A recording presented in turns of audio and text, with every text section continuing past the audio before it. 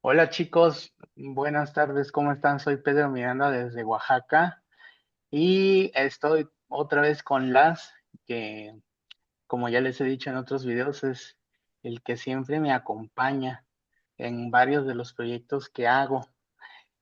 Hola Las, buenas tardes. Hola, ¿qué tal, Pedro? ¿Cómo estás?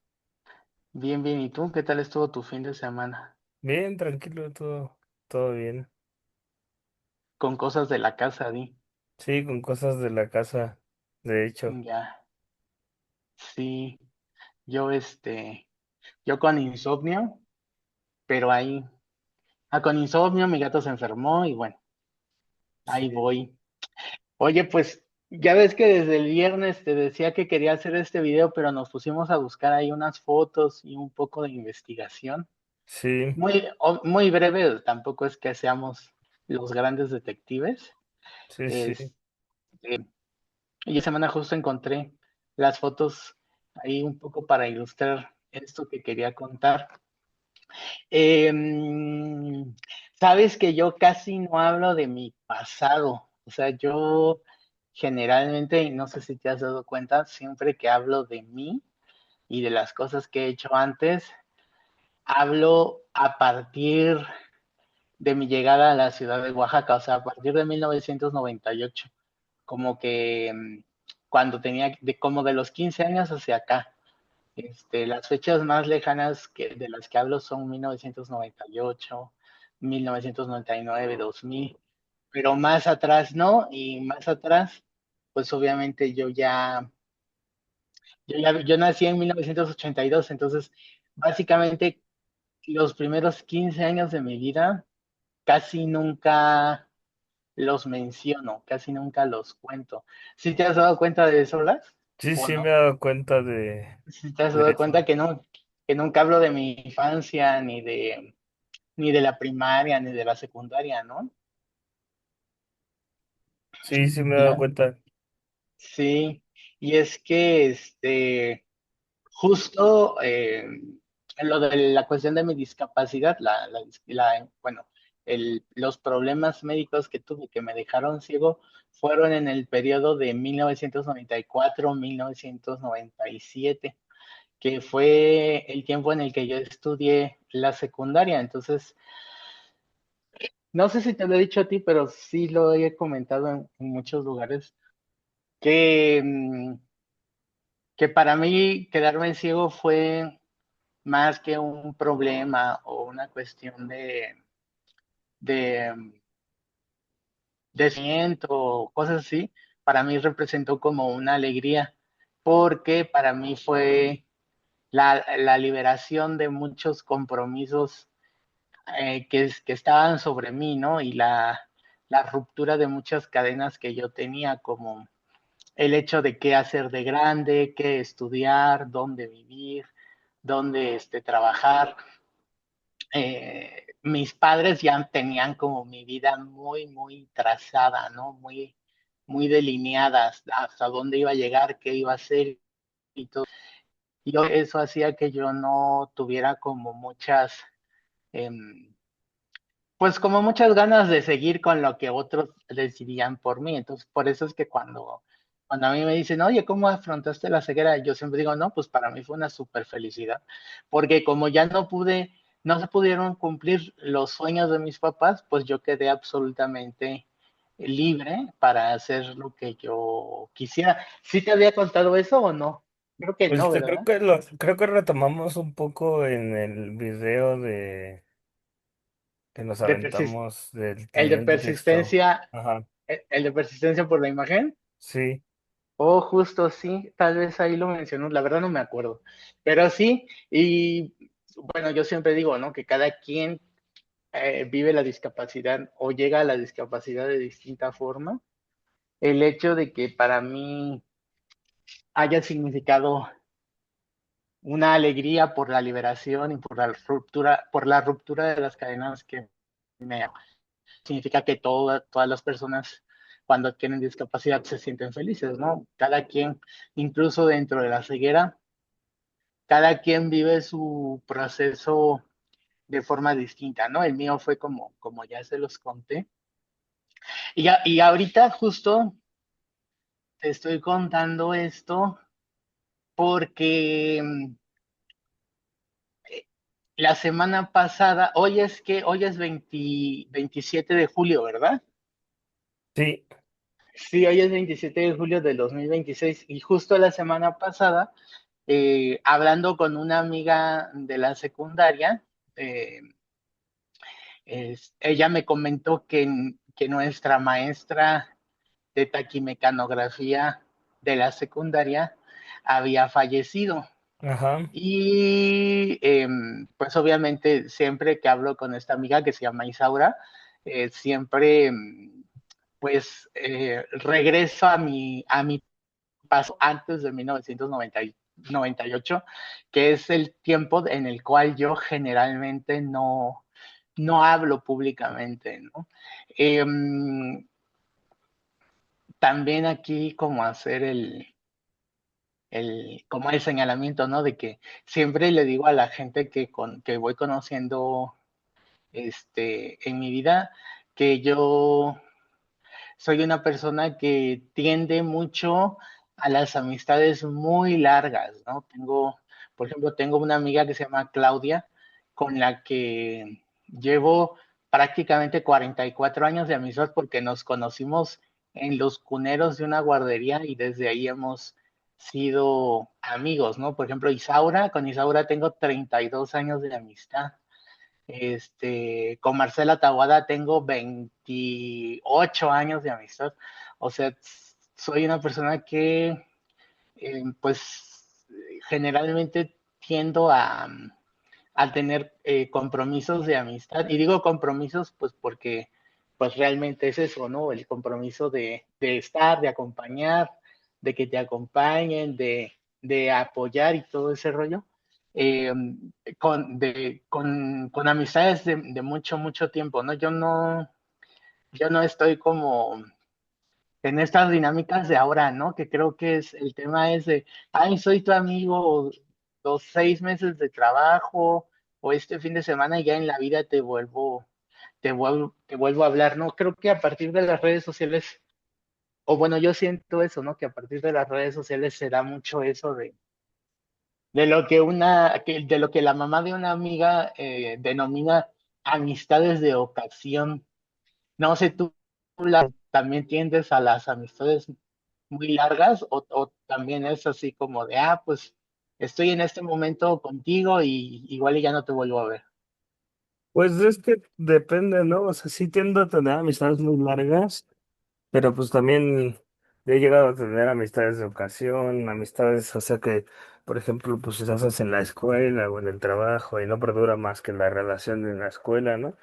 A la que a la otra persona no le interesa más allá de lo que puedas aportar en ese contexto, ¿no? Y Entonces, considero que he tenido de ambas, ¿no? Porque también tengo un amigo que he conocido toda la vida, pero así he tenido amigos que nada más los he conocido en un curso y nunca más los he vuelto a ver y cosas así, ¿no? ya, no, yo no, o sea, o si vas a ser mi amigo es para que sea durante muchos, muchos años o de plano para que no sea. Y la mayoría de veces los amigos a los que ya no frecuento es porque ya fallecieron, ¿no? Y que la muerte fue el motivo por el cual pues ya nos dejamos de mencionar. Y justamente hablando de muerte, les decía y te decía que la semana pasada Isaura me mencionó de esta maestra que se llamó Lucía Ascona Escobar. Yo al principio el viernes te decía que se llamaba Ascon y por eso es que no la encontrábamos, porque es Ascona. ¿Puedes compartir en pantalla la captura de pantalla de la publicación en donde anuncian su fallecimiento y nos puedes leer lo que dice, por favor, Las? Y permíteme un segundo en lo que la encuentro. Sí, la maestra Lucía, la profesora Lucía, me dio clases los 3 años de la secundaria, que yo la hice en la ciudad de Salina Cruz, en la región del Istmo de Tehuantepec, en el estado de Oaxaca, al sur de México. Ella fue mi maestra de taquimecanografía. ¿Nos puedes leer lo que dice la pantalla? Sí,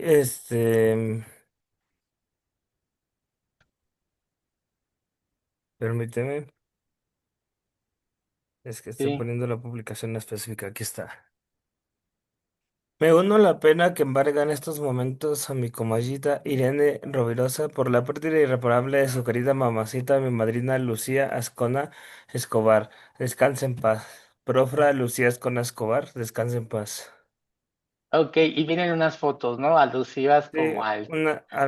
a flores, una corona y unas flores Sí. blancas. Ok, y es de un perfil de Facebook, ¿no?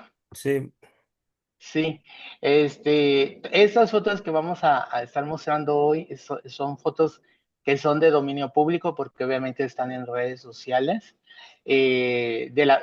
Así como yo no hablo de mi vida del 1998 hacia atrás, evidentemente no guardo ninguna documentación, sea fotos, recortes de periódicos o revistas o apenas ayer, antier, estaba leyendo que antes del WhatsApp lo que te comunicaba era el chismógrafo, ¿no? ¿Tú alguna vez rellenaste un chismógrafo, Las? No creo, ¿verdad? ¿O sí, sí?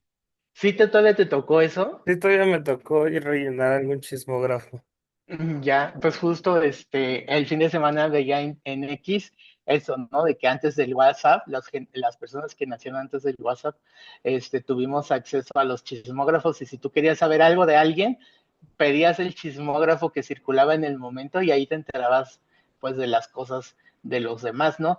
Que para los que no sepan o qué significa un chismógrafo, básicamente era una libreta en donde en cada hoja arriba había una pregunta y cada renglón estaba numerado. Entonces tú rellenabas ese cuestionario poniendo tu nombre, tu fecha de nacimiento, las cosas que te gustaban, si tenías novio o novia, si eras gay, si no eras gay, eh, muchas cosas, ¿no? Había como de todo. Y generalmente eran 100 preguntas, o sea, una pregunta por hoja. Y era bueno, por lo menos cuando yo iba en la secundaria, era un pasatiempo muy, muy común, ¿no? Que dentro de las clases, tú en vez de estar haciéndole caso al maestro, estabas ahí más atento a estar leyendo el chismógrafo o a estarlo respondiendo, ¿no? Entonces, bueno, les decía justo que las fotos que vamos a estar mostrando hoy son fotos que hemos sacado de las redes sociales y por tanto son fotos de dominio público. Sí. ¿Por qué bueno, puedes compartir la foto de la profesora Lucia donde le están celebrando su cumpleaños? Que Sí, permíteme. es la única foto que pudimos encontrar. Y les repito, si no tengo acceso a más fotos, es porque evidentemente, pues si les estoy diciendo que yo no hablo de mi vida antes del 98, es porque no tengo ningún contacto con nadie de allá, ¿no? O sea, yo me salí de Salina Cruz y me salí para no volver, ¿no? Las veces que he regresado han sido ocasiones muy puntuales, ¿no? Ni siquiera para ver bueno, o sea, igual y muchos van a decir que es una falta de respeto, pero ni siquiera para cuando falleció mi papá en el 2024 fui a pues a su velorio y a todo eso, ¿no? O sea, la verdad es que siempre me he negado a regresar a esa ciudad. ¿Ya compartiste la foto? Sí, está en pantalla.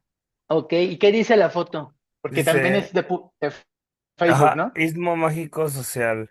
La profesora Lucía Ascona Escobar, maestra emérita de la ESFI, celebró sus 92 años de vida, rodeada de mucho amor y afecto. En su rostro de la maestra de taquimecanografía se refleja el orgullo de cargar tantas vivencias. Sus hijas, nietos y bisnietos la felicitan con un cariñoso especial y le desean que Dios la siga conservando con buena salud, pues es parte del pilar fuerte y loable que impulsa a la familia Ascona Escobar del puerto de Salina Cruz.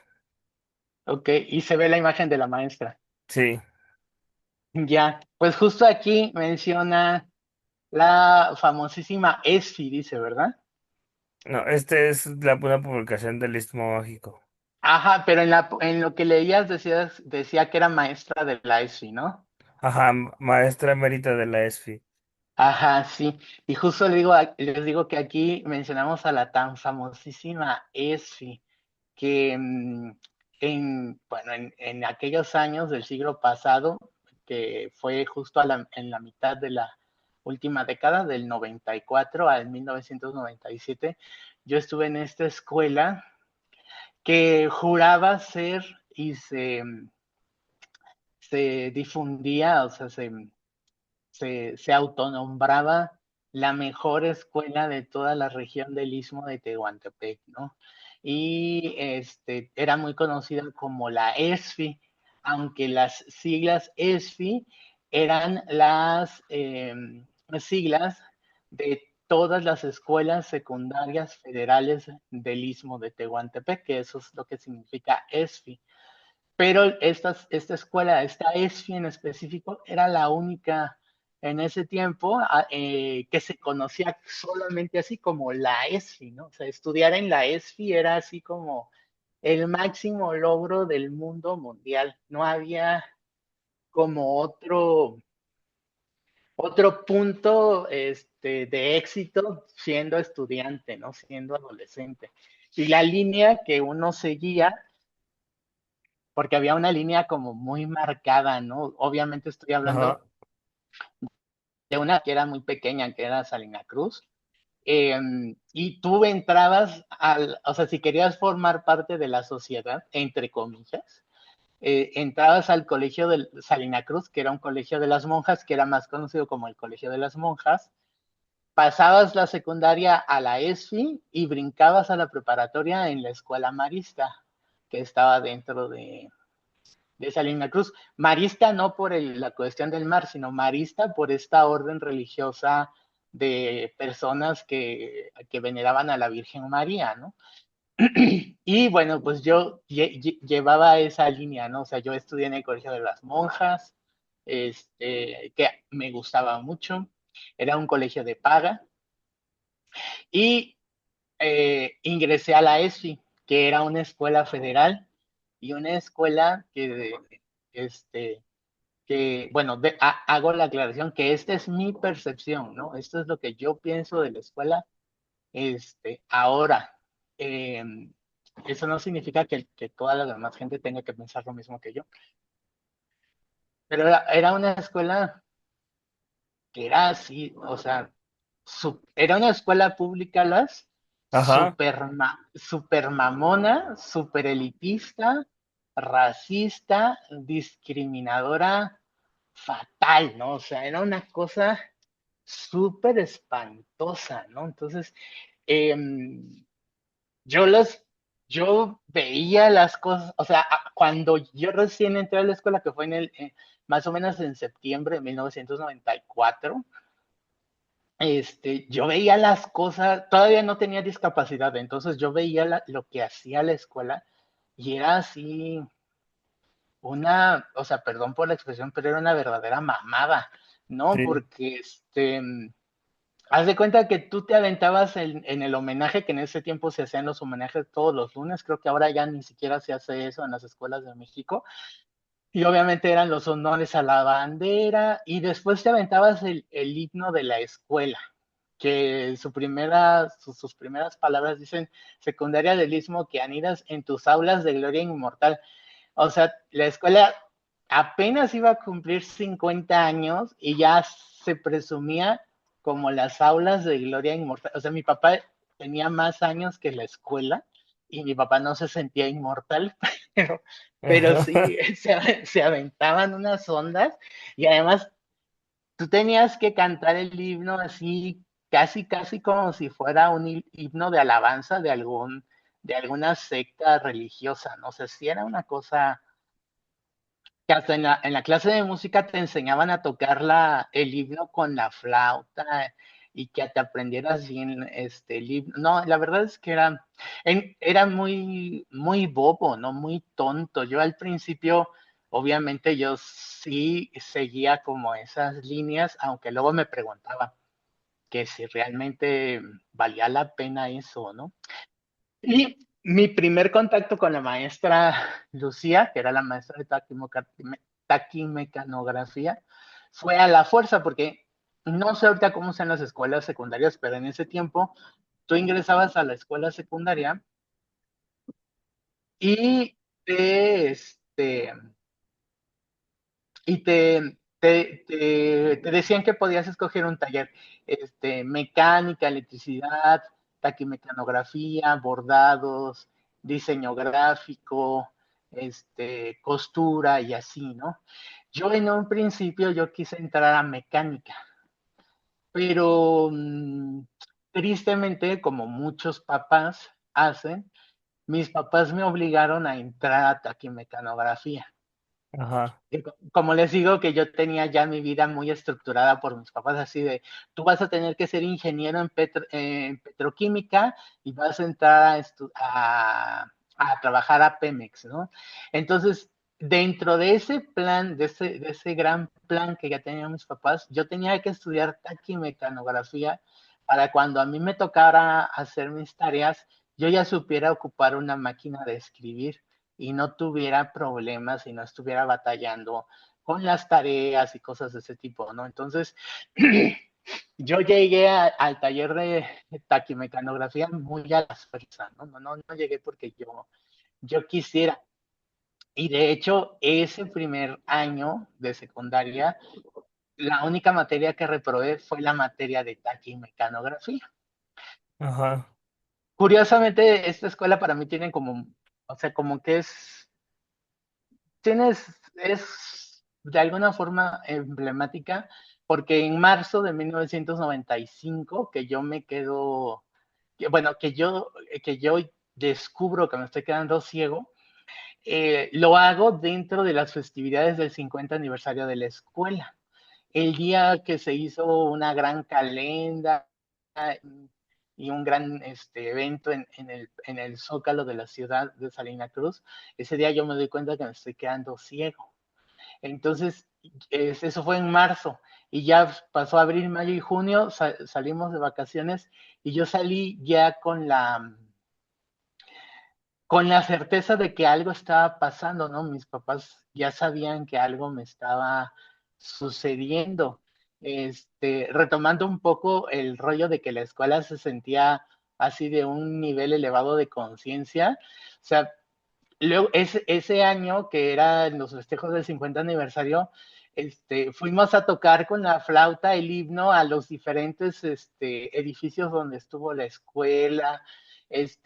Nos obligaron, obviamente, como alumnos a participar en la demolición de la primera aula donde estuvo la primera sede de la escuela. O sea, unas cosas que como preadolescentes, o sea, chavos de 13, 14, 15 años, pues no entendíamos, ¿no? O sea, solamente lo hacíamos porque unos adultos fanáticos que prácticamente eso lo tenían como una secta, decidían que uno tenía que sufrir y que uno tenía que rendir el homenaje, o sea, le ponías más empeño al escudo de la escuela. No sé si puedes poner el escudo de la escuela, sí, nos, nos, listo.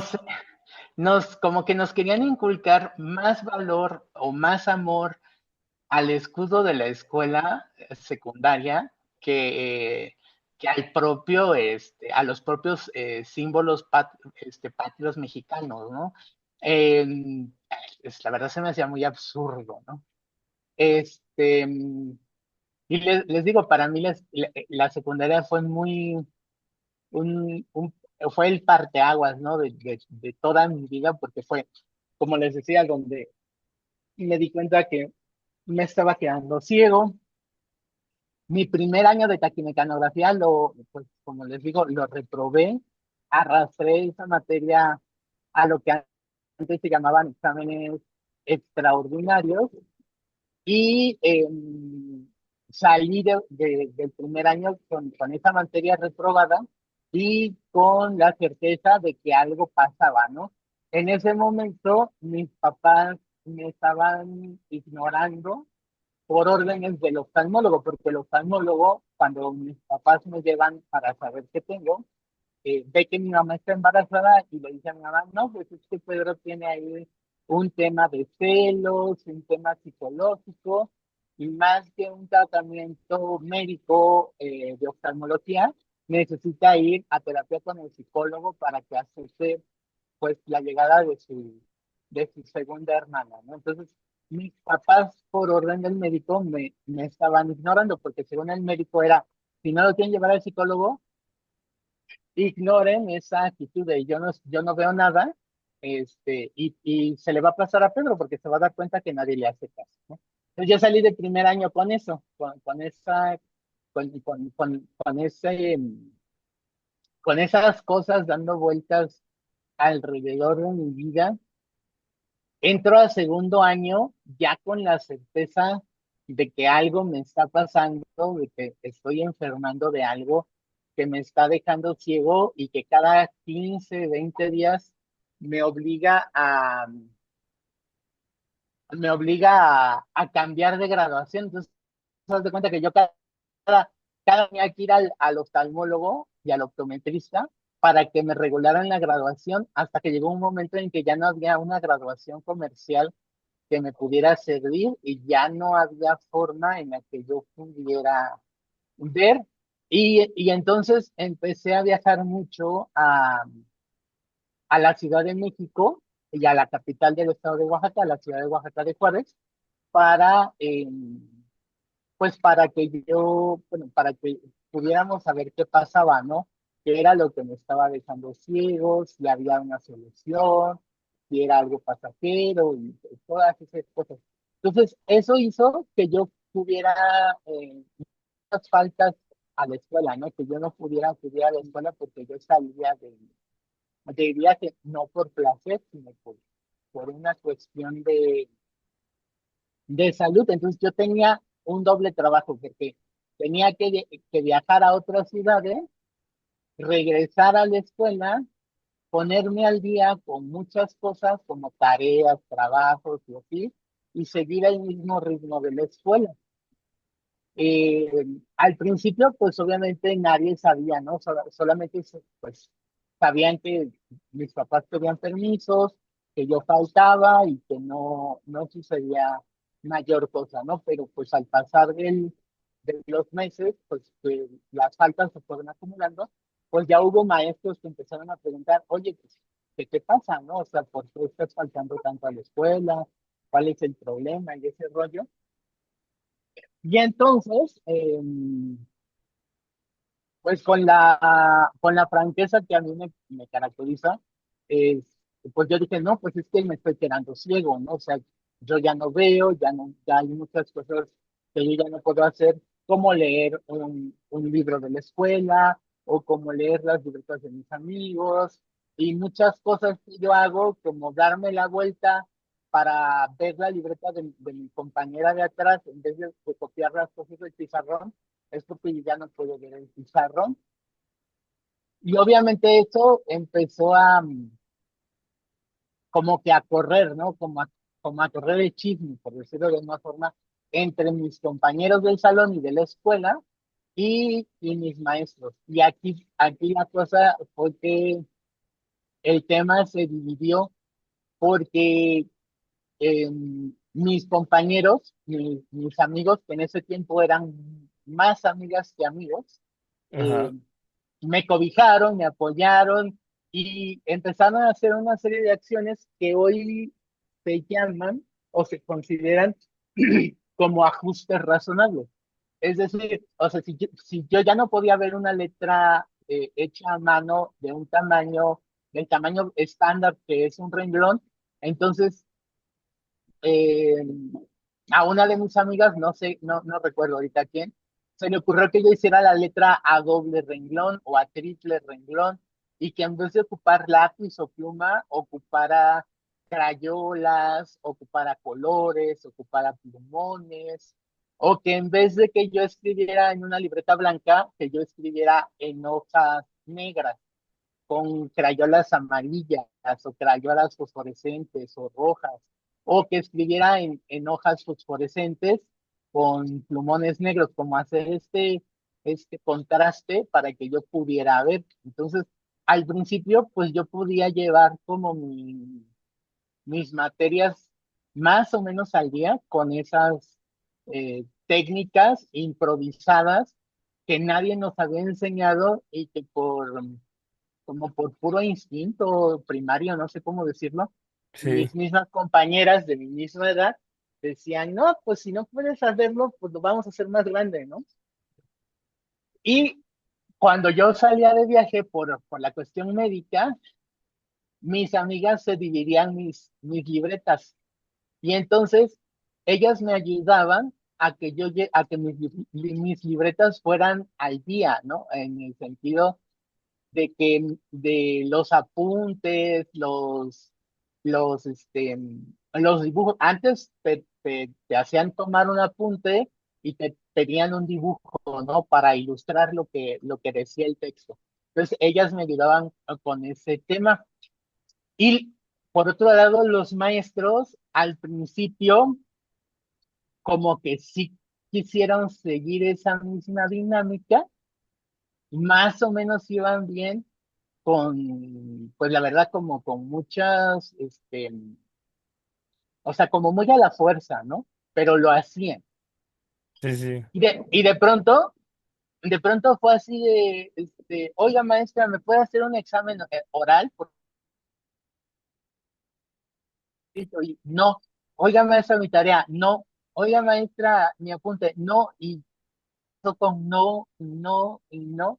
Y entonces, junto con eso, los maestros empezaron a prohibirle a mis amigas que me ayudaran y sí, empezaron a limitarme, ¿no? A encerrarme. Y después de eso empezaron, sobre todo la maestra de inglés, que se llama Lidia Higareda Amador, que ajá, para muchos en Salina Cruz y en la región del Istmo ha sido la mejor maestra también de la existencia.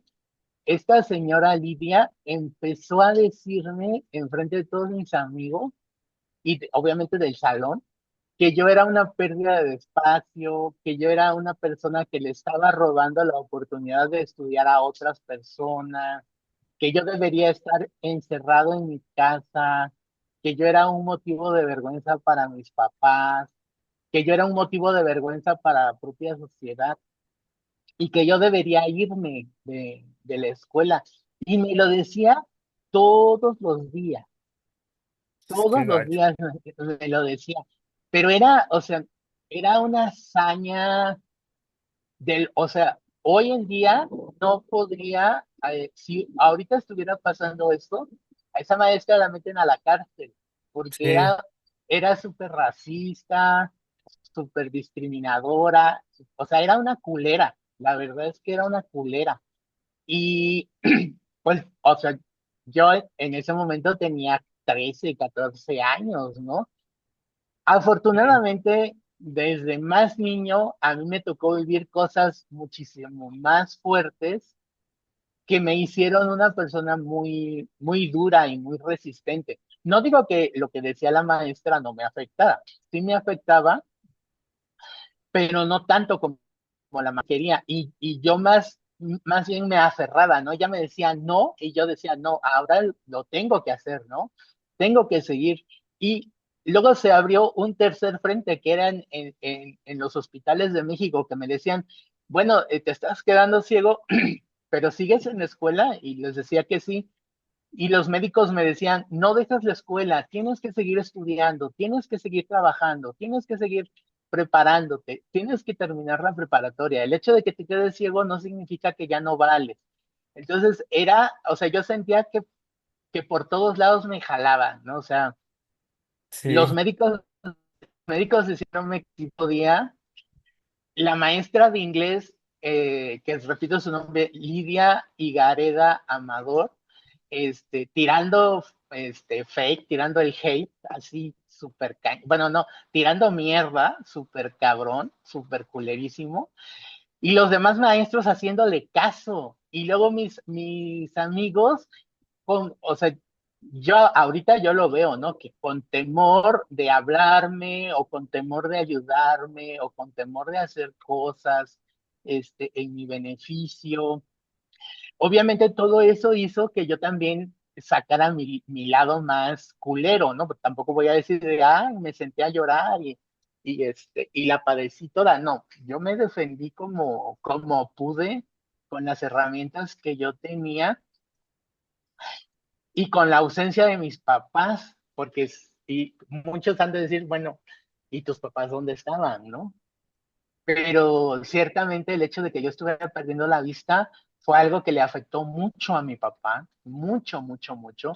De hecho, en los últimos 15 años de su vida, el psiquiatra le diagnosticó una depresión profunda que nosotros creemos que nació a raíz de que supimos que yo me iba a quedar ciego. Entonces, mi papá estaba luchando contra todo lo que él tenía en la mente.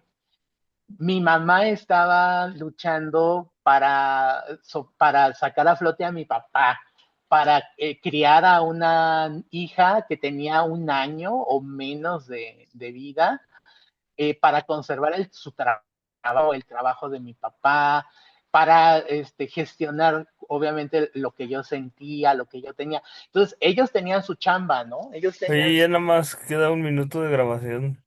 sí, ellos tenían su pedo. ¿Hacemos otra liga? Sí, Ok, me desconecto y Que nos en este conectamos a la... tenemos. Ya listo. volvimos. Estamos grabando en Zoom, región 4 porque se nos acaba la sesión cada 40 minutos, pero aquí seguimos. Y como te decía, pues para los que pregunten, ¿y dónde estaban sus papás? Pues como les decía hace un rato, ¿no? O sea, mi papá ahí luchando contra temas depresivos por ver que yo me estaba quedando ciego, mi mamá sacando adelante obviamente a la familia, a mi papá, a mi hermana que en ese tiempo tendría menos de 1 año tal vez, este, obviamente trabajando, apoyando a mi papá, ayudándome a mí a que gestionara pues todo lo que me estaba pasando. Entonces, cuando digo que yo lo hacía solo, pues es porque cada miembro de mi familia tenía una chamba para seguir viviendo, ¿no? Una chamba para seguir, eh, pues, a flote con todo lo que nos estaba literal rebasando por completo, ¿no? Así, rebasando, este, totalmente, ¿no? Y, y la verdad es que ese segundo año de secundaria que fue 1995-1996, que les repito, fue en la Escuela Secundaria Federal del Istmo. Fíjense lo prepotentes, presuntuosos que eran. ¿Puedes poner la foto de la fachada de la escuela Las? Sí, O sea, la escuela era listo. el nombre de la escuela era Escuela Secundaria Federal del Istmo, Gabriel Ramos Millán, luz y esperanza de mi raza. Este lema de luz y esperanza de mi raza se salió de un concurso que hicieron para los festejos del 50 aniversario, que había sido justo en marzo de 1995. Y ahí estaba la gran ironía, ¿no? Porque esa escuela no fue ni mi luz, ni mi esperanza, y lo único cercano a la raza fue el racismo que yo viví por parte de la maestra de inglés que se llama Lidia Higareda Amador. Entonces, pues yo estaba batallando mucho, soportando, sobreviviendo dentro de la escuela, este, experimentando humillaciones, faltas de respeto. Lo único que no me hicieron fue agresiones físicas, lo único. Pero el ambiente por parte de los adultos era tan hostil que en los 3 años de secundaria solamente un compañero se atrevió a atacarme diciéndome que era ciego. Y Ah, cuando lo dijo, nadie le siguió el juego, ¿no? Nadie le siguió como el ja, ja, ja, se está quedando ciego y así. Nadie, nadie. O sea, el nivel de violencia que había por parte de los maestros era tan palpable que los compañeros de salón no mencionaban el tema, cuando lo normal hubiera sido que los compañeros menores de edad, eh, adolescentes, pues fueran los agresores, o no crees, o no lo crees así. sí, no, sí. Sí, y no, por parte de ellos nunca lo viví, ¿no? Ni de los hombres con los que casi no me llevaba, ni de las mujeres con las que me llevaban un chingo, ¿no? Un chingo y un montón. Y Sí, pues yo en ese momento seguía en taquimecanografía. Debo decir que la maestra Lucía eh, era una maestra que batalló, por lo menos en esos 3 años, que fue en 1994 a 1997, batalló mucho con los estudiantes que le tocaban, ¿no? O sea, todos, incluidos yo, no la tomábamos en serio, muchos le faltaban al respeto.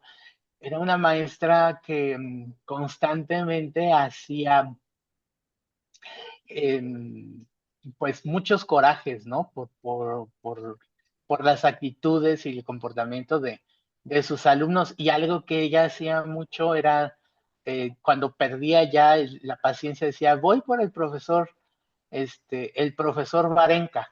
Y el profesor Varenca era el esposo de Lidia, y aquí como para que se den cuenta del gran poder y la gran influencia que tenía Lidia Higareda, el profesor Varenca era su esposo y era el subdirector de la escuela, era el profesor Alberto Sánchez Barranca, al que toda la región del Istmo lo conoce como Condorito, porque literal era idéntico a Condorito.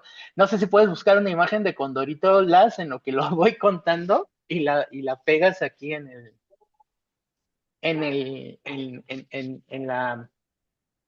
el video que estamos haciendo. aquí Eh, está. para los que no sepan cómo es Condorito, igual y tú me ayudas, Las, si lo estoy describiendo mal, pero Condorito era un personaje, era un pájaro flaco, muy flaco, alto, que tenía los brazos con los codos como muy angulosos, y su rostro igual era muy anguloso, ¿no? Con un pico muy prominente, ¿no?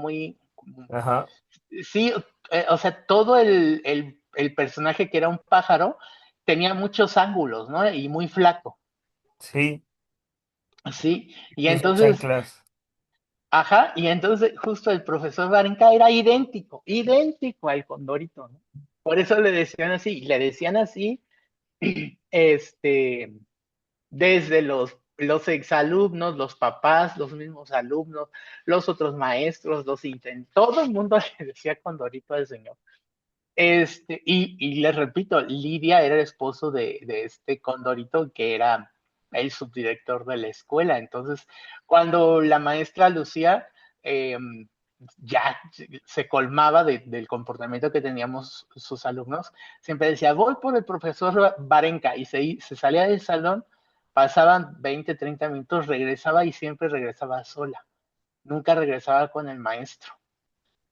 Ahora yo puedo entender que nunca regresó con el maestro porque el propio subdirector nunca le dio el apoyo, nunca le dio ese respaldo que ella necesitaba, ¿no? Y la verdad, todos los alumnos éramos bien pasados de lanza, ¿no? O sea, la verdad es que éramos muy gandallas.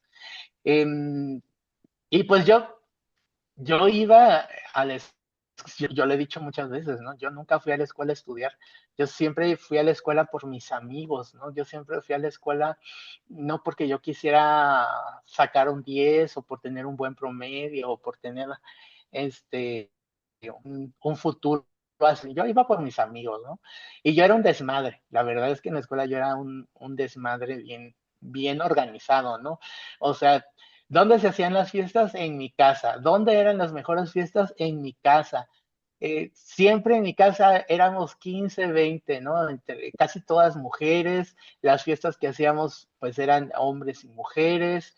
En ese tiempo, la que fue mi casa, que ya no la tengo, eh, estaba vacía. Entonces, eh, era una casa vacía, o sea, 200 metros, casi, pon tú como 300 metros cuadrados, porque la casa era de 2 plantas, este, exclusiva para fiestas de chavos de secundaria. Entonces, el ambiente se ponía bien, bien padre.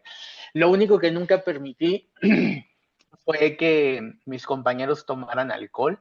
Solamente hubo una ocasión en la que uno de mis compañeros quiso meter unas cervezas, pero pues la verdad sí, me molesté mucho y los mandé a la chingada, ¿no? Pero pues yo siempre estaba así y llegó un punto en el que la maestra Lidia se atrevió a decirme que yo no tenía derecho a divertirme, que un ciego no se divertía, que un ciego no podía ir a las fiestas o ir a reuniones, o que un ciego no podía tener vida social. O sea, a ese grado de estupidez y a ese grado de pues de discriminación llegaba esta señora, ¿no? Sí. Sabedora de que tenía el apoyo de su esposo, que era el subdirector de la escuela. Y pues yo seguía, ¿no? Yo seguía este, avanzando entre el médico, mi casa, los viajes a la Ciudad de México, los viajes a la ciudad de Oaxaca de Juárez, la escuela, los insultos de los maestros, los odios de mis amigas, porque mis amigas al principio dijeron no, o sea, el no es para los maestros, ¿no? Nosotros queremos seguirte apoyando, queremos seguirte ayudando, queremos seguir haciendo cosas por ti. Y siguieron, ¿no? Quizás, tal vez, no lo sé, yo lo considero como un tanto a escondidas, lo siguieron haciendo. Y en uno de mis viajes a México, coincidió que yo tenía que ir a la cita con el doctor para seguir como mis estudios, porque ni siquiera eran tratamientos médicos, no eran puros estudios de ahora ahora el otro, este estudio dice tal, este estudio dice no sé qué, en este hospital no podemos hacerte este estudio, le decían a mi papá, lléveselo a otro hospital, y así andábamos, ¿no? Dando tumbos entre el Hospital de la Ceguera en México, que está en Coyoacán, el Instituto Nacional de Neurología y Neurocirugía, que no está en el sur, pero no me acuerdo bien sobre qué avenida está. Ajá. Y entonces estaba como en todo ese drama, y en mis idas a México coincidió que una de mis primas, que se llama Miroslava, eh, se casaba. Y en ese tiempo, el papá de Miroslava, mi tío Melitón, trabajaba con un político oaxaqueño que se llamó Andrés Enestrosa, que Andrés Enestrosa fue uno de los grandes políticos eh, oaxaqueños, mexicanos, justo del siglo pasado. Sí. Entonces, a la boda fue Andrés, y era un señor muy grande, ¿no? Yo me acuerdo de él ya como una persona prácticamente de la tercera edad. Y Andrés se sentó con nosotros, o sea, en un momento Andrés se sentó a mi lado y se puso a platicar conmigo, y entonces yo le empecé a decir, no, pues yo me estoy quedando ciego, soy primo de Miroslava, mi tío es Melitón, que no sé qué. Y Andrés me hizo la misma pregunta que me hacían los médicos, ¿y estás estudiando? Y yo le decía, sí, estoy en la secundaria. Y me acuerdo mucho que él me dijo, no, no te salgas de la escuela, tú sigue estudiando. O sea, el hecho de que tú te quedes ciego no significa que tú ya no puedas terminar la secundaria y seguir con la prepa e incluso hacer una carrera, ¿no? Fue muy breve, tampoco es que me haya vuelto amigo de él. Fue una plática dentro de una fiesta, además, como son las fiestas mexicanas, ¿no? Mucho ruido, mucho alcohol, mucha fiesta, todo el mundo cantando, gritando, bailando. Entonces, el tiempo que hablé con él habrá sido mucho, exagerado, 5 minutos. Yo salí de ahí y me regresé bueno, a la casa de mis tíos y de ahí me regresé al Istmo de Tehuantepec, a Salina Cruz, y regresé otra vez a la escuela, ¿no? Porque les decía que yo salía de la escuela para ir a mis revisiones médicas para saber por qué me estaba quedando ciego. Y entonces, pues regreso, sigo con este mismo ambiente hostil y llegó un momento, un día, en el que no recuerdo qué pasó, pero ese día yo dije, no, ya estoy hasta la madre, ya estoy súper harto, ya me cansé, ya no puedo seguir con esto, que me estén atacando una y otra y otra y otra vez, y haga lo que haga, bueno, malo, muy malo, súper malo, o sea, reciba o sea, que los maestros me ignoren, ¿no? Y que si me ven sea para atacarme, ¿no? O sea, ya estoy hasta la madre, ¿no? Y ese día que yo ya iba con toda la, con toda la intención de llegar a mi casa y decirle a mi papá, ¿sabes qué? Yo ya no voy a regresar a la escuela. Mi última clase fue la de taquimecanografía, que no es, si tú sí sabes qué es la taquimecanografía, Estelar. Pues es como escribir con máquina, pero tiene caracteres especiales y así, ¿no? Justo, no sé si ahorita todavía se practique, pero antes el taller de taquimecanografía o de secretariado era que te enseñaban a escribir a máquina. Estoy hablando de antes de que las computadoras existieran de forma masiva como lo existen ahora. Y la taquimecanografía era una manera de escritura a través de líneas con la que tú podías tomar, bueno, sí, con la que tú como hombre o como mujer podías tomar dictado y podías como escribir muy rápido y obviamente lo podías escribir, lo podías leer. Y en ese tiempo las secretarias lo ocupaban mucho. Y digo las secretarias porque a finales del siglo pasado el trabajo de secretaria era ejercido solo por mujeres. Yo nunca vi ningún secretario. Sí. Eh, entonces, las secretarias podían tomar dictado, ¿no? Con esta forma de escribir que era la taquimecanografía. Perdón, la taquigrafía. La mecanografía, pues era justo escribir, ¿no? En una máquina que podía ser de plástico o de fierro, y eran máquinas o muy grandes o compactas, pero que pues eran más grandes y más pesadas de lo que es hoy una laptop. Y pues ese día que yo ya iba decidido a decir, ya no voy a regresar. Mi última clase fue la clase de taquimecanografía con la maestra Lucía, que es la imagen que pusimos al principio. No sé, si me ayudas, si puedes volver a poner la imagen de la maestra Lucía. Sí. Mi última Ah, clase era con la maestra Lucía. Y ese día yo me senté ya nada más a que pasara la hora de clases, los 45 minutos creo que duraba la clase, ya así de ya, o sea, este último toque de salida va a ser el último que escucho en mi vida, ¿no? O sea, yo ya no quiero saber nada. Este, y pocos minutos antes de que, dieran el toque de salida, la maestra Lucía me empezó a gritar, pero me empezó a gritar horrible, ¿no? O sea, me empezó a regañar y yo dije, no, no puede ser, o sea, ya me regañaron todos, ahora me va a regañar esta señora, o sea, ¿qué le pasa? Y el regaño de la maestra Lucía fue el regaño que más me pegó, porque yo decía, no, pero es que, o sea, esto ya está fuera de proporción, ¿no?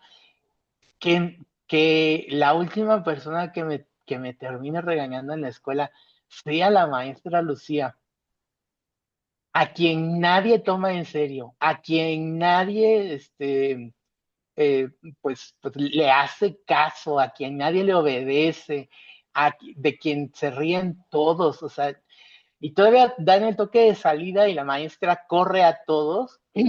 Me acuerdo mucho que Isaura intenta quedarse en la puerta a esperarme y, y la maestra la corre y le grita que se vaya y me sigue gritando todos los minutos que tardaron en salir todos los alumnos de la escuela, porque su salón era el salón que estaba, el último salón ya para salir al portón de salida, ¿no? Entonces, me regañaba y me gritaba y me decía que yo no podía, que yo me fuera de la escuela, que yo era un estorbo, que yo era un inútil, que yo estaba robándole el espacio a alguien más, que era una vergüenza, que era una no sé qué. Y cuando ya nos quedamos solos, la maestra Lucía se para de la silla y se recarga en el escritorio para acercarse a mí. Yo dije, o sea, ¿me va a pegar o qué onda, no? O sea, ¿qué está pasando? Y la maestra me empieza a decir en voz baja, y me empieza a pedir perdón, perdón por la forma en la que te estoy tratando, perdóname por la forma en que te estoy gritando, pero era la única forma en la que tú y yo podíamos quedarnos solos.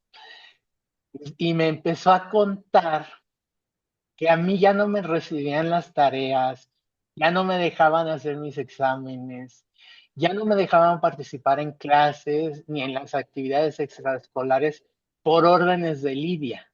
Y esta maestra de taquimecanografía, la maestra Lucía Ascona Escobar, me dijo, es que Lidia no te quiere en la escuela. Lidia es la que le está diciendo a todos que no te reciban trabajos. Y como es la esposa del subdirector, pues todos le tienen miedo y todos tienen que obedecerla. Entonces, lo que te están haciendo es por órdenes de Lidia. Y tú tienes que saberlo para que te puedas defender o para que decidas si vale la pena que sigas aquí en la escuela, porque no se me hace justo que te estén maltratando, que te estén humillando, que te estén obligando a reprobar, porque en ese momento yo ya sabía que yo iba a reprobar más de la mitad de todas las materias. Entonces la maestra Lucía me dice, perdóname por gritarte, pero era la única forma en la que yo me podía quedar a solas contigo sin levantar sospechas. Y la realidad es la que te acabo de decir.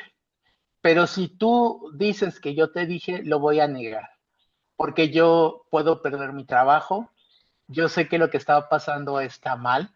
Yo sé que lo que están haciendo en la escuela no es lo que se le debe hacer a un niño, pero también quiero que tú tomes en cuenta que yo tengo que guardar mi trabajo. Si yo pierdo mi trabajo, ¿a dónde me voy a ir? ¿Cómo voy a vivir? Entonces salí de ahí bueno, conociendo la realidad de lo que estaba sucediendo y teniendo muy presente que yo no podía involucrar a la maestra de taquimecanografía de eso, ¿no? Y recuerdo que Isaura me estaba esperando en la calle.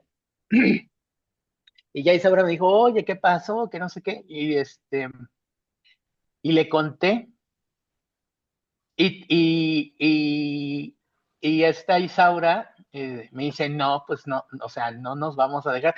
Éramos adolescentes, ¿no? La época en la que se supone que las personas son más rebeldes, más necias, más contestatarias y cosas de ese tipo. Entonces Isaura me dice, no, o sea, hay que decirle a tus papás y ver qué vamos a hacer, porque no lo podemos permitir.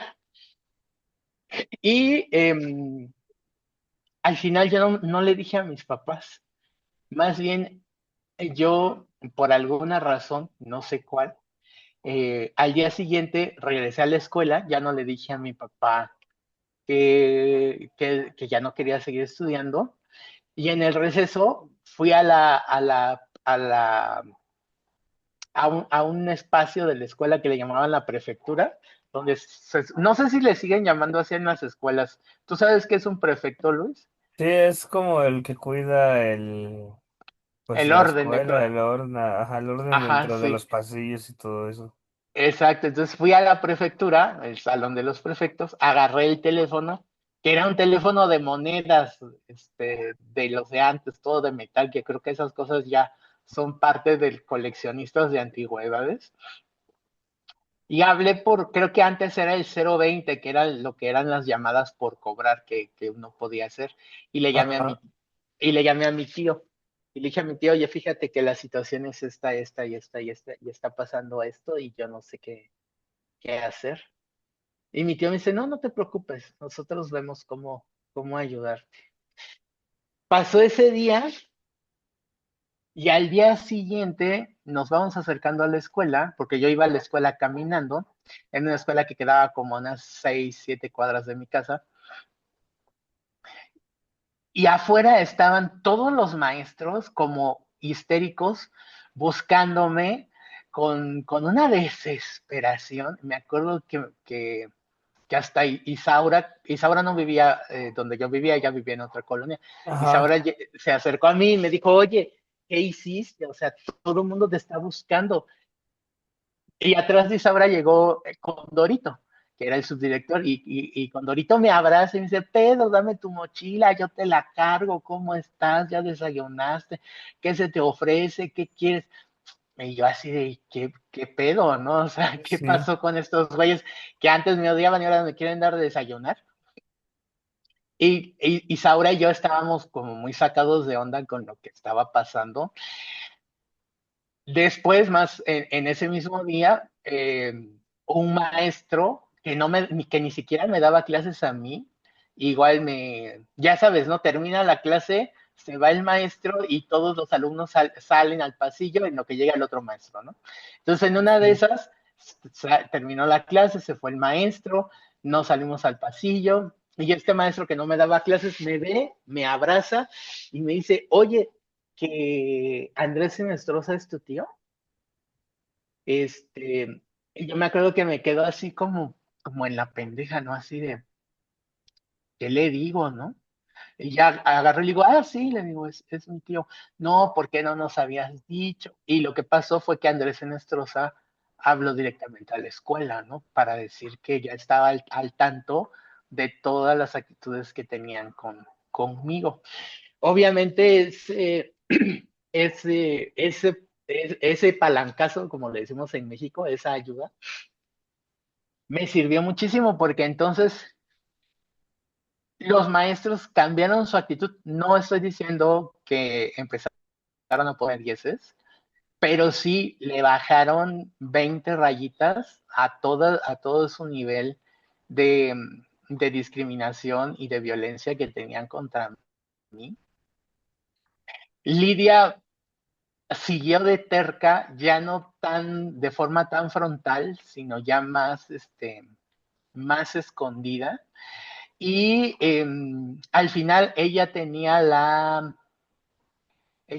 certeza que yo no podría inscribirme al tercer año porque yo iba a reprobar muchas materias, ¿no? Ese año yo reprobé 5 materias, que obviamente reprobé inglés, física, química, matemáticas y biología, me parece. Reprobé esas cinco materias. Entonces, me quedé a una materia. Si hubiera reprobado 6 materias, yo ya no hubiera podido ni siquiera presentar mis extraordinarios. sí. Y si estoy contando todo esto, ¿qué foto tienes ahorita en pantalla, Estelas? Ah, ya la quité, la que tenía. Pon la de la maestra Lucía. Listo. Si estoy contando todo esto, es porque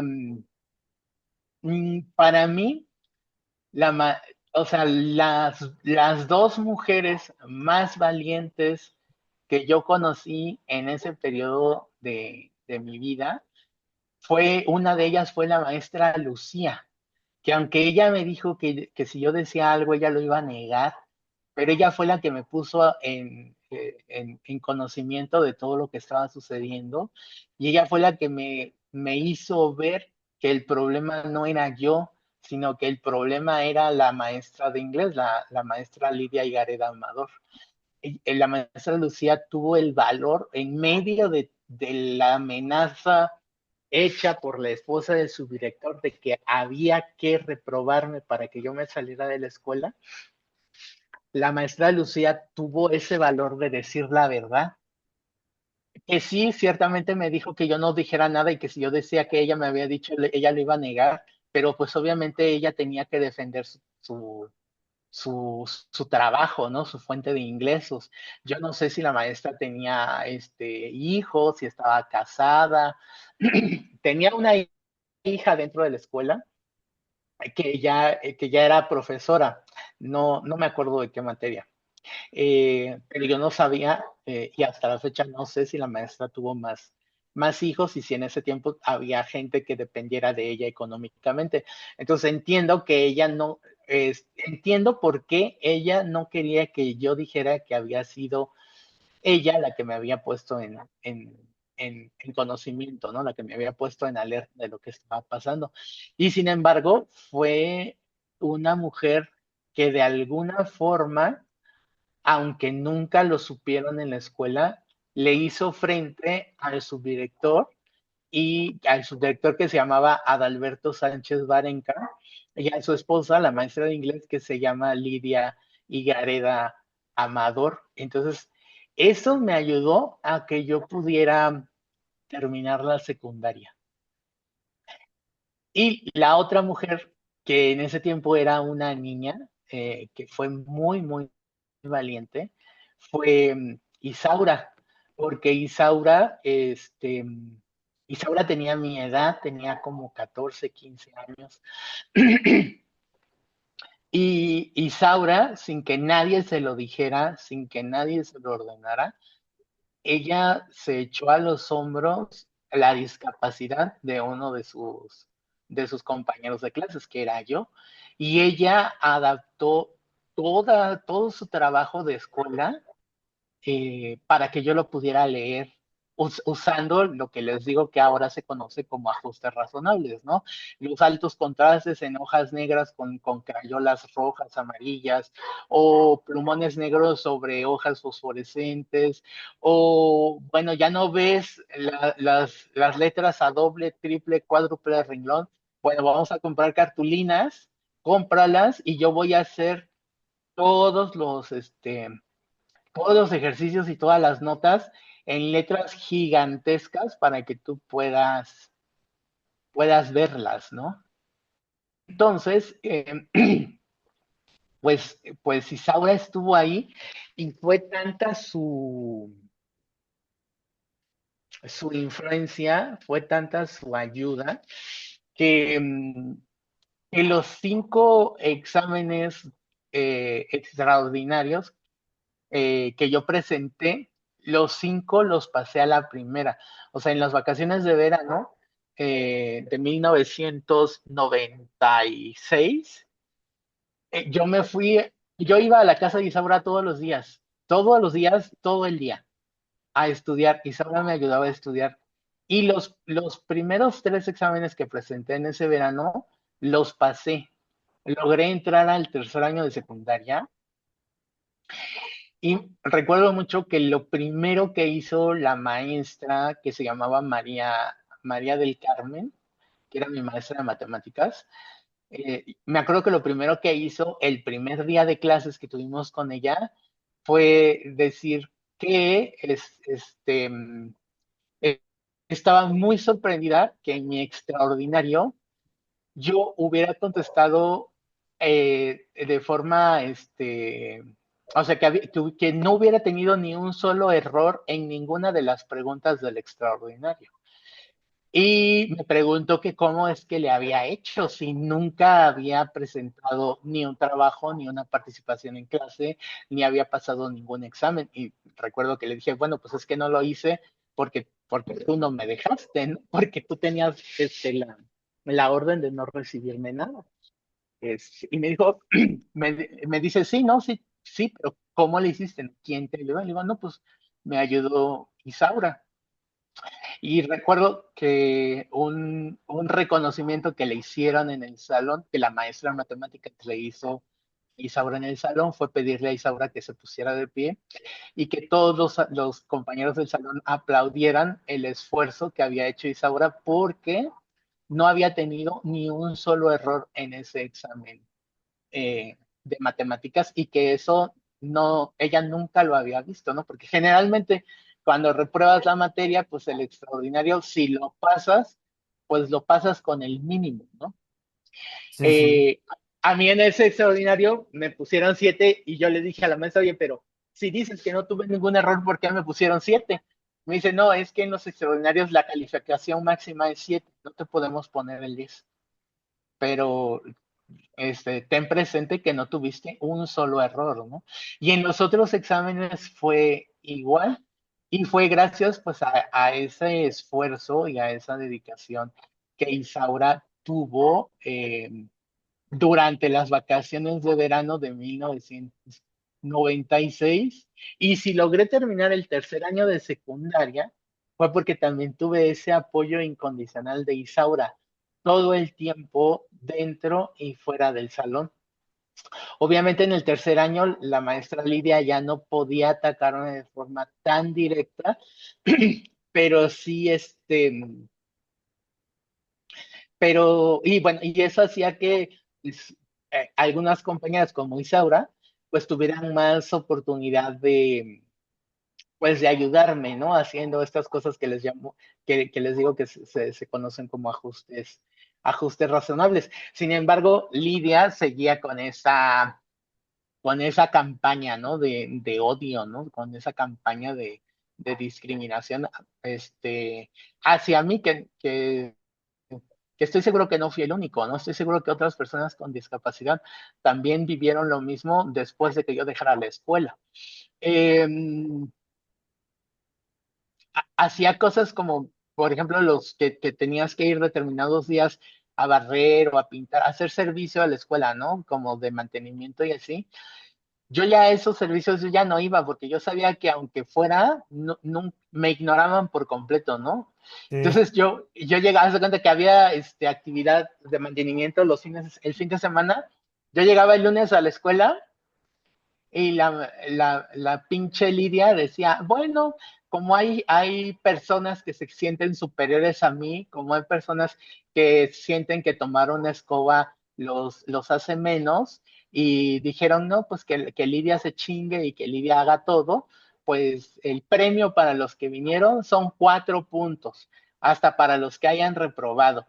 Y obviamente lo hacía porque como yo no iba, pues sabía que esos 4 puntos no me beneficiaban. Entonces sí había cosas en donde era muy obvio, ¿no? Que la maestra de inglés no quería saber absolutamente nada, nada de mí. Y algo, pues que puedo decir, obviamente con mucho orgullo, es que al final yo le gané. A pesar de que era un adulto metiéndose con un menor de edad, yo le pude ganar. Y al final todo eso que ella hizo para humillarme y para romperme, pues fueron humillaciones que ella tuvo que soportar porque ya en mi tercer año yo ya estaba así de, no, pues, o sea, si yo soy pendejo, tú eres más pendeja, ¿no? O sea, si tú dices que yo soy un estorbo, tú eres un estorbo más grande, ¿no? Si tú dices que yo le hago daño a alguien, tú le haces daño a todos. Entonces yo ya estaba como en una posición de todo, o sea, la misma posición que he tenido toda mi vida, ¿no? De todo me vale madres, y no me tengo por qué dejar de nadie, ¿no? Eh, Terminé el tercer año de secundaria, ahí reprobé 3 materias, reprobé obviamente inglés, Ajá. eh, física y química, pero logré pasar en la primera vuelta, o sea, en el verano del 97, logré pasar mis exámenes de física y química. El de inglés lo volví a reprobar, pero ya era más que obvio que era un tema personal, ¿no? Y mi examen de inglés lo pasé hasta febrero, marzo más o menos, de 1900, no, mentira, en febrero de 1998 fue cuando yo logré pasar ese examen de inglés de tercer año y fue como obtuve mi certificado de la secundaria con un promedio súper bajo, ¿no? O sea, un promedio de como de 7 o como de 6.5, una cosa así. O sea, un promedio bastante bajo, eh, pero que obviamente me sirvió para que yo pudiera cursar la preparatoria y así. Y pues obvio, era no porque yo fuera ciego, ¿no? O sea, mi promedio no estaba ligado a mi discapacidad, sino mi promedio estaba ligado a, pues todos los estigmas, los estereotipos y todo el racismo y la discriminación de esta maestra, apoyada por su esposo, ¿no? Ahorita estoy recordando que en los extraordinarios del verano de 1990. Oye, Pedro, ya nos queda nada más un minuto. Oh, ok. ¿Hacemos otra liga, nada más para terminarlo? Sí, Órale, pues.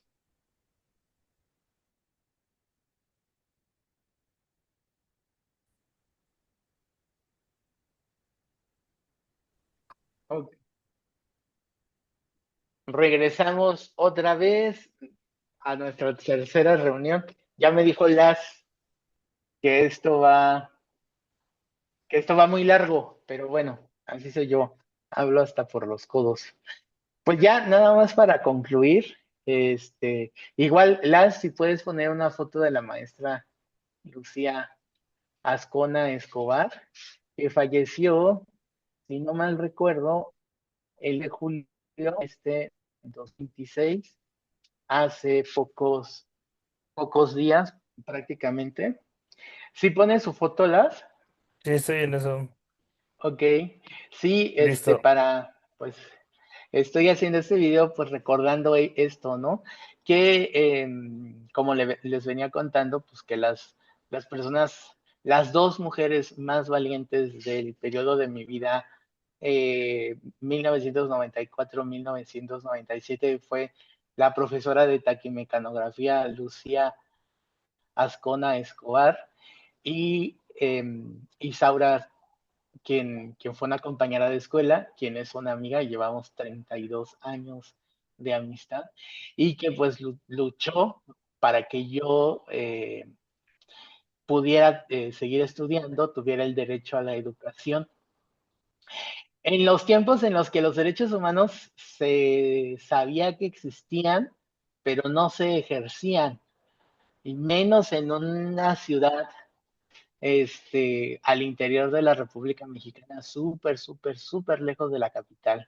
O sea, yo estudié la secundaria en Salina Cruz, en el estado de Oaxaca, mi ciudad natal, estaba a más o menos entre 12 y 13 horas de la capital, la Ciudad de México.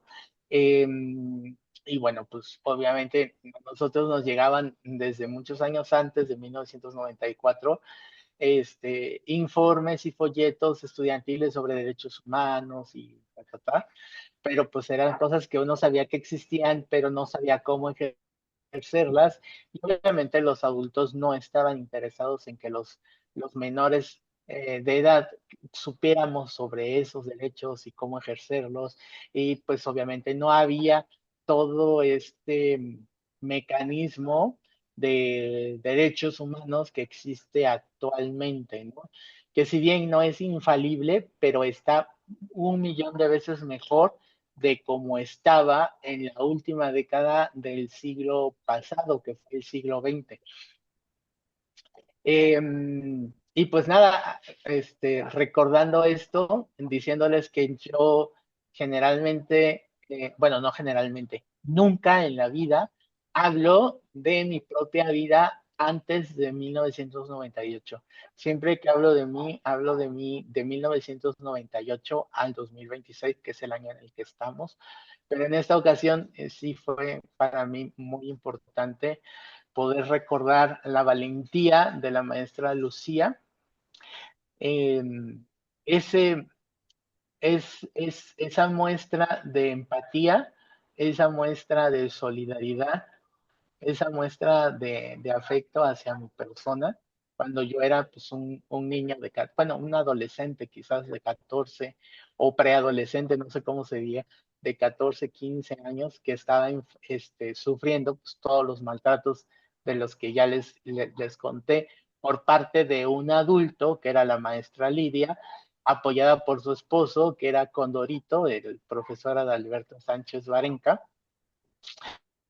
Y algo que me llama mucho la atención, ¿vuelves a poner la foto de la fachada de la escuela Estelas, por favor? Sí, ya la puse. Ok. Algo que me llama mucho la atención de la escuela es que el Condorito fallece apenas hace, creo que fallece en junio, y le hacen ahí como su pequeña esquela o su pequeña mención en una publicación en el portal de esa secundaria y ponen ahí que no, pues que falleció, que ya saben, ¿no? Las fórmulas convenientes para este tipo de situaciones que acompañan el dolor, que están con la maestra Lidia y no sé qué, y le ponen familia Esfi.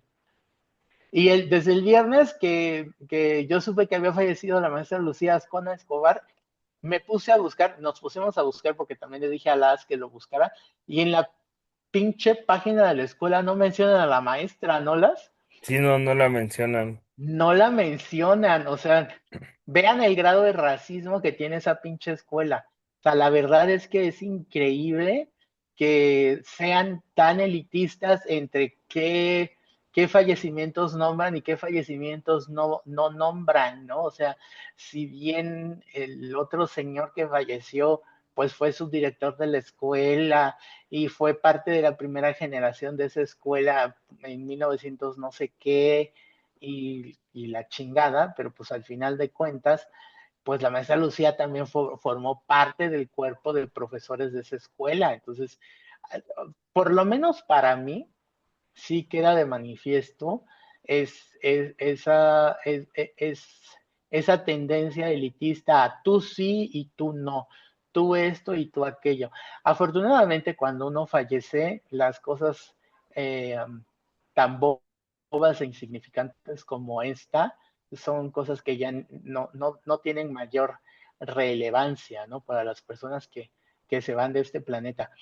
Pero para los que nos quedamos y vemos, pues sí sirven mucho porque nos damos cuenta de quiénes han cambiado, quiénes siguen perpetrando el rol histórico y definitivamente la Escuela Secundaria Federal del Istmo, Gabriel Ramos Millán, Luz y Esperanza de mi raza, de la ciudad y puerto de Salina Cruz, Oaxaca, queda pésimo al no mencionar o al no hacer alguna publicación dando el pésame a la familia de la maestra Lucía. Eh, Independientemente de ello, pues yo sí la recuerdo con mucho afecto, con mucho cariño y la recuerdo como una mujer muy valiente. A pesar de que jamás volví a tener contacto con ella, a diferencia de Isaura, que con Isaura tengo una comunicación, si no constante, pero por lo menos al año nos mandamos mensajes y nos hablamos unas 4 o 5 veces al año, ¿no? Entonces, siempre estamos, y siempre que voy a Salina Cruz, que son muy pocas veces, pero una visita que no puedo dejar de hacer es ver a Isaura, sea en la calle, sea en su trabajo, sea en su casa, sea con su mamá o con su hermana o sola, ¿no? Y bueno, pues el video es justo para recordar a la maestra Lucía, recordar todo el apoyo que me hizo, recordar la valentía de la profesora Lucía Ascona Escobar al decirme lo que la maestra Lidia me estaba haciendo y la valentía también de Isaura, quien me apoyó en esos años. Y nada más para cerrar, decir que si bien es cierto, yo no soy el mejor, ni soy el más capacitado, ni soy el más preparado, ni soy el más de lo que ustedes quieran, pero siendo una persona que vive con discapacidad desde los 13, 14 años, teniendo ya más años vividos con discapacidad que los años que viví sin ella, puedo decir que tengo una vida completamente plena, completamente satisfecha, que sé defenderme como me supe defender de la maestra de inglés, sé poner altos como lo supe hacer dentro de esta secundaria. Y pese a todos esos, pese a todos esos enunciados que hacía Lidia sobre que yo era una pérdida de espacio, que yo era una pérdida de tiempo, que yo le estaba robando el lugar a otra persona normal, pues soy una persona muy conocida. Puedo decir, y la verdad es que me siento muy satisfecho y muy orgulloso de decir que soy famoso en todo el mundo, que en muchas partes de este planeta la gente sabe quién soy, conoce mi nombre, y decir eso de una persona a la que le estuvieron diciendo durante 3 años que era una pérdida de tiempo es un súper logro. No porque haya hecho toda mi vida basado en voy a demostrar que soy, sino por el simple hecho de que sin importar los obstáculos físicos, los obstáculos psíquicos de otra persona, o sea, psicológicos pues de otras personas, una persona con discapacidad como yo puede hacer lo que quiera, lo que le plazca, según sus modos, según sus tiempos, siguiendo pues ciertas rutas que quizás no sean las convencionales, y que también gracias a personas como Lidia, eh, pues personas como yo podemos ser fuertes, resistentes, podemos detectar cuando alguien se está queriendo pasar de listo, y gracias a ello, pues yo ahora estoy dentro del Consejo para los Derechos de las Personas con Discapacidad del Estado de Oaxaca, aparte de mi trayectoria artística que conoce mucha gente, y también incluido y mencionado el hecho de que puedo gestionar proyectos de relevancia mundial como es el Memorial de las Personas con Discapacidad Víctimas de la Segunda Guerra Mundial, que presentamos el año pasado, 2025, en el marco del 80º aniversario conmemorativo del fin de la Segunda Guerra Mundial, que justamente habla de personas crueles, racistas, elitistas y discriminadoras como la maestra Lidia, que en el siglo pasado, a principios y mediados del siglo pasado, pues quisieran borrar a todos aquellos que ellos mismos consideraban fuera de la norma, ¿no? Entonces, pues eso, no puedes decirles que si en su vida hay una persona que les está diciendo que ustedes son una pérdida de espacio y una pérdida de tiempo, sepan que no es así. Por el simple hecho de haber llegado a esta vida, ustedes tienen un derecho de ser, de estar y de permanecer, y que nadie tiene el derecho de lastimarlos o intentar hacerlos menos o intentar destruirlos. Sé que hay muchos compañeros de la escuela que no van a estar de acuerdo conmigo, pero también sé que en el fondo saben que lo que vivimos fue una violencia sistemática dirigida a mí, pero que afectó a muchos de nuestros compañeros. Y sé por amistades que tengo que son más menores que yo, que esas tendencias dentro de esta escuela siguieron. Afortunadamente, estas personas se están muriendo y ya no van a poder seguir haciendo el daño que estuvieron haciendo, aunque tristemente duraron muchas generaciones eh, perpetuando sus ideas en las mentes pues de personas tan vulnerables como lo pueden ser los adolescentes. Entonces, pues, era todo, quería contarles eso. ¿Puedes poner otra vez la foto de la maestra Lucía, Sí, por favor? está. Gracias. Y pues la maestra Lucía, donde quiera que esté, aunque su escuela no le haga el reconocimiento que se debe, yo sí le hago el reconocimiento que gracias a usted pude saber, pude tener el conocimiento para defenderme, y pude terminar la secundaria y ahora puedo escribir en mi computadora, que llevo años en que no la ocupo, pero por lo menos sí te escribíamos. Pues eso, ¿cómo ves? No, pues está muy bien Está muy bien todo todo. lo que me hicieron. No, o sea, no todo lo que te hicieron, sino pues Ajá. el cómo, La eh, experiencia no tampoco, tampoco, o sea, ¿no? me refiero a, pues como a pesar de todo, pues siempre hay apoyo de algunas personas, ¿no? A pesar de que la mayoría te hacía lo contrario. Sí, sí, sí. Si bien es cierto, no es una experiencia que debamos vivir, pero los que las hemos vivido, porque sé que somos muchos los que hemos vivido cosas así, pues algunos hemos podido salir de ese tipo de violencias con más resistencia y con más fortaleza y con un conocimiento más amplio de lo que un adulto no debería hacerle a un menor de edad. Pero Sí, bueno, ahí la dejamos porque si no, yo sigo hablando y hablando y hablando y pues nada. Ojalá alguien le mande el video a la maestra Lidia y si la maestra Lidia sabe utilizar internet, busque mi nombre por ahí para que vea lo que su alumno ciego logró hacer a pesar de todo lo que ella decía. ok, Bueno, pues cuídatelas sale, y para los que me estás viendo, cuídense mucho. nos andamos viendo. Órale, pues, bye. Bye.